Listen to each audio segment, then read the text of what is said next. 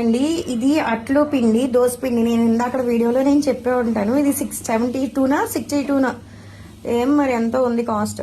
ఇది తీసి దీంట్లో వేసి కొంచెం జీలకర్ర సోడాపు మైదా పిండి వేసి కలిపాను అనమాట. కొంచెం వాటర్ వేసి నేను మైదా పిండి బదులు కార్న్ ఫ్లోర్ కలిపేశాను గబుకున్నా. నేను ప్యాకెట్స్ మీద పేరు చూడకుండా అంటే ఈ మధ్య వంటలు తగ్గించాను కదా, మా వంట ఆవిడ చేస్తుంది, ఇంక సర్లే అని ఊరుకున్నా. రోజు చేస్తా ఉంటే తెలుస్తుంది కదా. ఇదిగోండి ఇలా కలుపుకోవాలి. చక్కగా కలుపుకున్న తర్వాత ఈ పునుకులు కండి పచ్చిమిరకాయలు కానీ కరివేపాకు కానీ ఏమైనా ప్లెయిన్ గానే బాగుంటాయి అనమాట. ఇది ఏమేంటంటే దోసపిండే, ఉప్పు, సోడా ఒక చిటికుడు, జీలకర్ర, మైదా పిండి అంతే. ఆల్రెడీ నూనె కాగిపోతుంది. ఫస్ట్ ఒక పునికేసి చూద్దాము.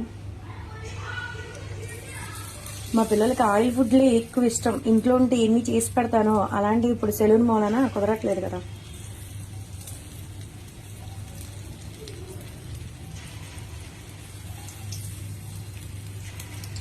అంటే ఇప్పుడు సమ్మర్లో అయితే వేసుకోలేంలేండి, ఇప్పుడు బయట వర్షం వస్తుంది కదా.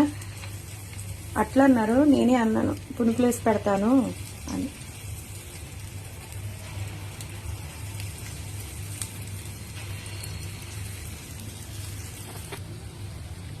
ఇదిగోండి